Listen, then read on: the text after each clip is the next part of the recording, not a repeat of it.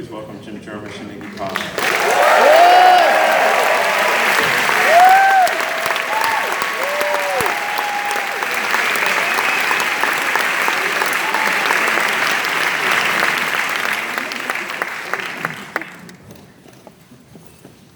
So we were just talking about diving into some models in Roseland. Is that what happened? No, tell me.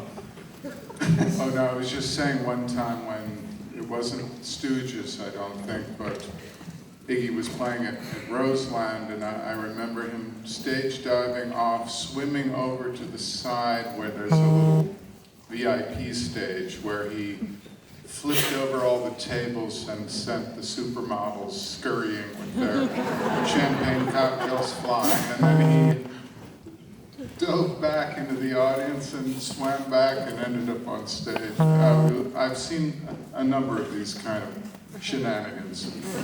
Is there anybody out there that'd like to come up and do a stage dive? It's Lincoln Center, you know.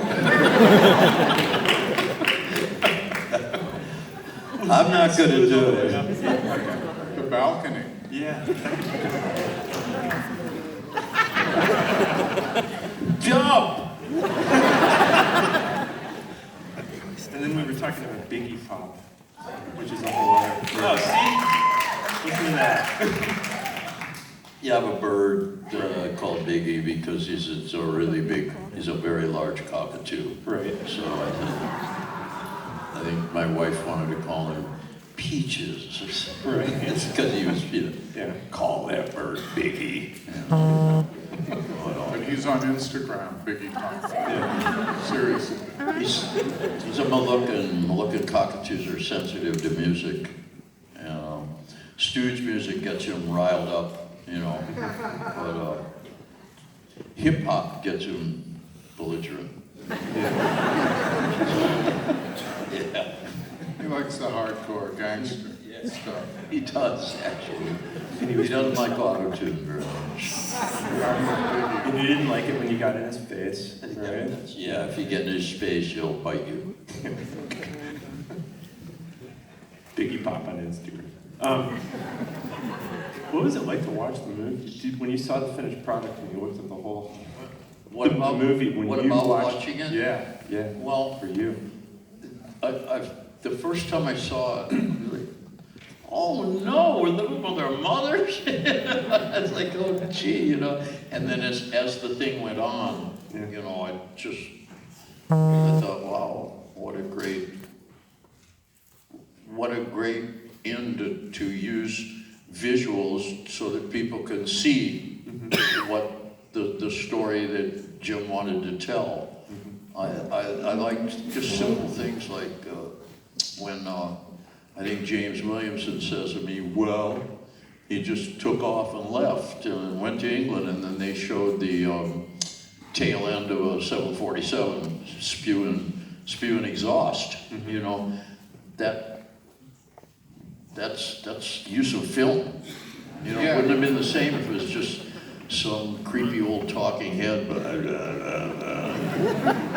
well, you know, it's really, I have to credit our editors with a dynamic duo of editors, Afonso Gonçalves and Adam Kernitz, and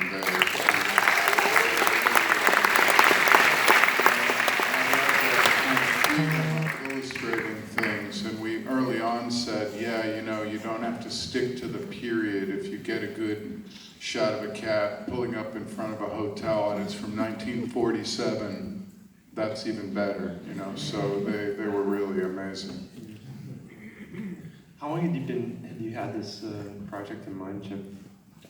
Well, actually, Jim, we were talking about 8 years ago, and he said a lot of things were going to start coming out about his life, books, movies, and he said, you know, I know how much you love the Stooges, and if someone were to make a Stooges film, I think it'd be great if it was you. Yeah.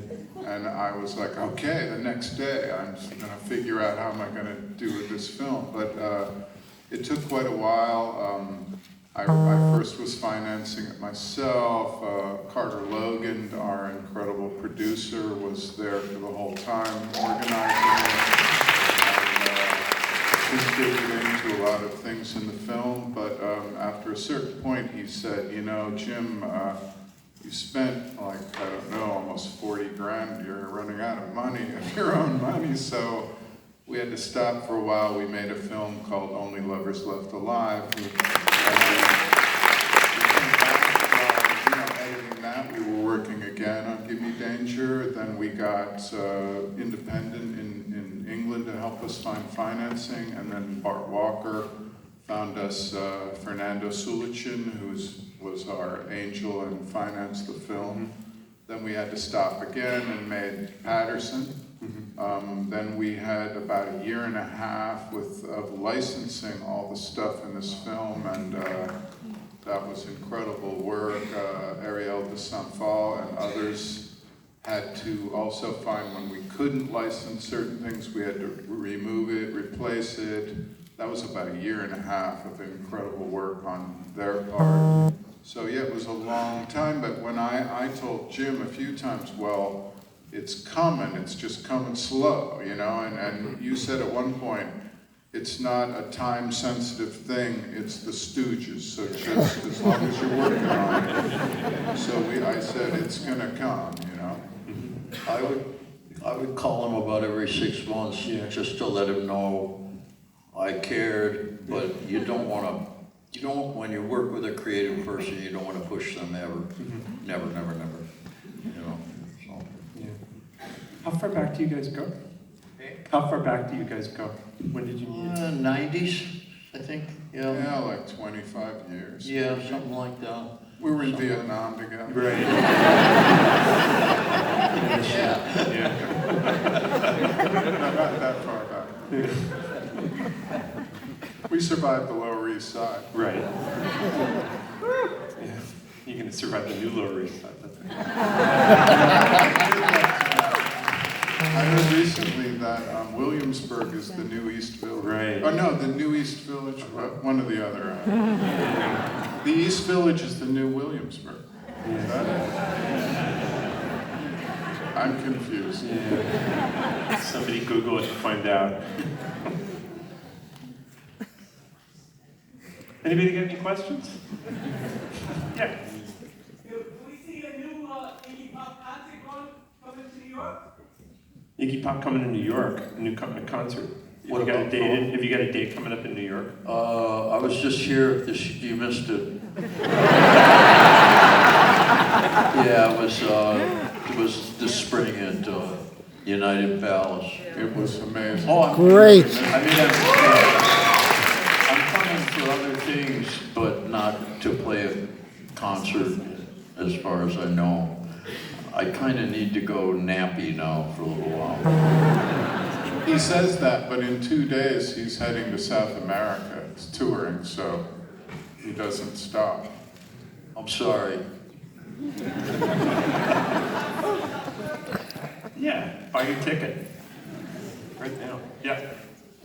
Sounds like, from what you said of the film, the song Dum Dum Boys might have been written about the Ashton brothers. Could I glean that from what you said about them?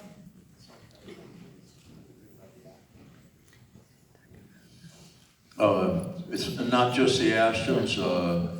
James Williamson is in there too. That's what happened to James. He's going straight. So, he's in there too. But yeah, and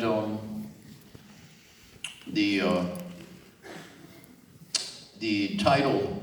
David Bowie suggested the title. I had the piece of music, and it's written D-U-M.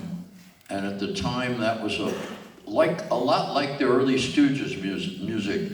That was a popular kind of what they called a humane bullet that was being used in Northern Ireland. And it would hit you and knock you, kind of like a taser. It would knock you down hard, but might not actually kill you or hopefully not break the flesh. And there was something in that music and in that lyric and about our whole group, especially the original group, before we got hyped up, that was kind of recessive, except for me. And I was the one who would kind of come forward and I'd try to pull in some sort of a public, basically, to be honest about it. Monkey style.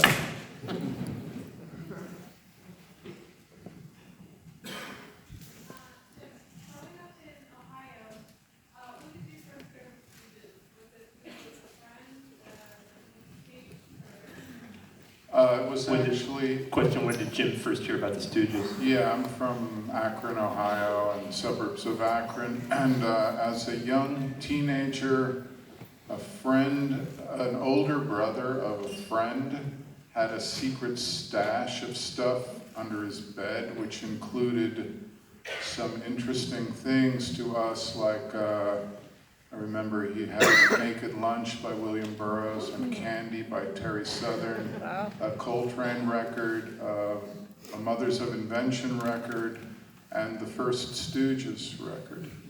And these were incredible things to us. And the Stooges, and of course subsequently, very soon after the MC5 for me, discovering them were really huge because, you know, it was a small group of us. We were into, you know, we knew the British music and we knew the West Coast stuff, but it didn't speak to us in the way, I mean, the Stooges, the MC5, that's Michigan, that's Detroit, that's working class stuff, and that was the stuff that really hit and stayed with me ever since. And a big resurgence, of course, when I moved to New York in the mid to late 70s, and the Stooges, of course, were undeniably influential then. But yeah, pretty early, I remember the first Stooges album, I remember the cover, I remember all those songs. He had to hide it under his bed? This Yeah, collection of like, misfit stuff? He hid the good stuff, I think so, his parent, you know, it was like, and it made it seem more clandestine to us. But these were like keys to escape from Akron, like this kind of stuff was, for us, yeah, it was hidden away. I mean, we were like 13 or 12. You had like Mormon Tabernacle Choir records outside, you know? Yeah, probably Yeah. outside. Yeah. Those weren't clandestine. No, not at all. They should have been. Yeah. Yeah.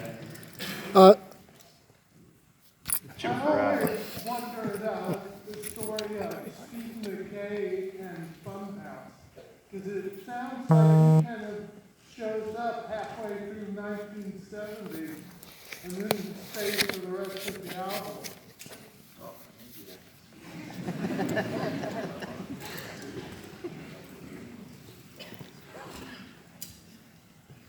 Well, no, I had the songs written that Steve played on, and the Funhouse album was an exact recreation of our live set, and we actually played that live set for quite a while without any sax on those songs, and I thought I wanted the album to build and build and build and build and build to a climax. And Steve was in a band called Carnal Kitchen in Ann Arbor, and he was a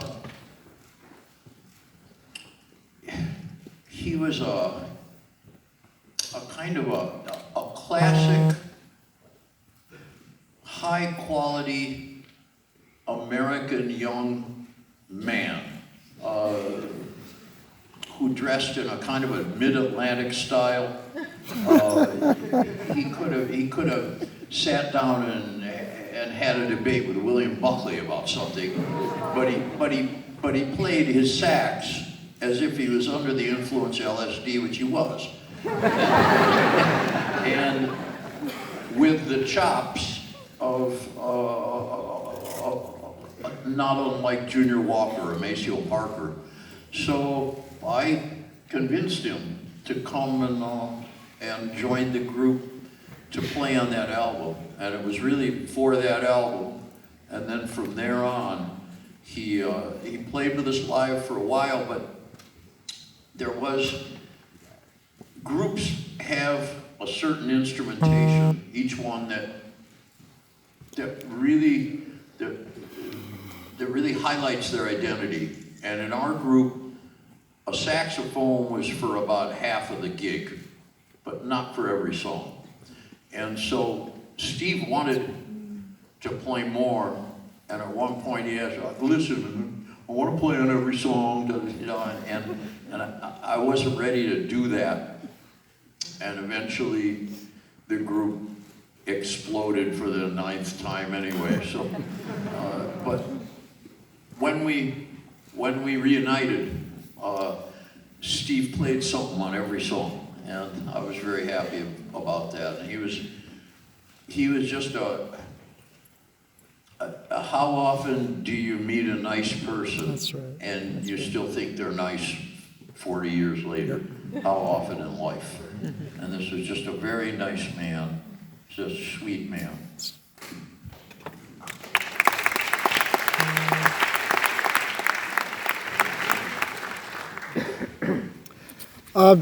It's such a mind fuck to have the Stooges playing Alice Tully Hall.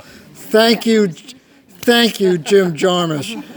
My question to Iggy, Jim.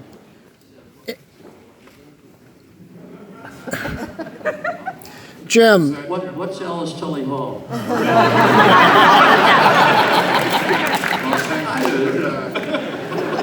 My question to Jim is to Jim Osterberg, is that the part in the film where Harry Parch talks about his instruments, I wondered, your body has always been an integral instrument in the band. What is your relationship to your body as an instrument?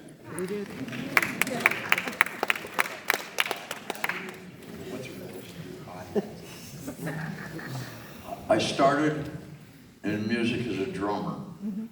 And before I was a drummer, I was a little kid. I would take my, you remember Tinker Toys or Lincoln Logs? Anybody? Well, I would take my Tinker Toys and Lincoln Logs and take them out, dump them out of the box and beat on the boxes with the Lincoln Logs and Tinker Toys. So I love rhythm. And when the Stooges started getting together, I was playing several instruments, and I fired myself because I wasn't that good. The only thing left to do was front the band. And the original thing that I tried to do with my body was basically light a fire under these guys. And when I did that, I don't know where that came from. It maybe came from, like, I was a guy at the sock hop who would, like, drop the girl. You know, I still never learned to do, a foxtrot or anything. I can't dance, you know. And so when I got in the group, I just reverted to the drums. I refer to the drums, drums, and the one, and I play off the one. Sometimes I think I'm James Brown. Sometimes I think I'm an American Indian. Sometimes I think I'm Jerry Lewis, whatever, you know. I just try to use my body to kind of like a funnel, to focus the music that's going on and then shoot it out somewhere else. I didn't sit down and think that up one day. It just kind of happened night after night, and, you know, bars and church basements, and that's about the best way I could put it. At that, and then sometimes, you know, if there's an expressive wide passage being played by the guitarist, it might help if someone does that. It might help. It can help other people to understand or to react in their own way. I guess. I don't know. You know, I'm sorry to say we gotta go. There's so much more to talk about, but thank you.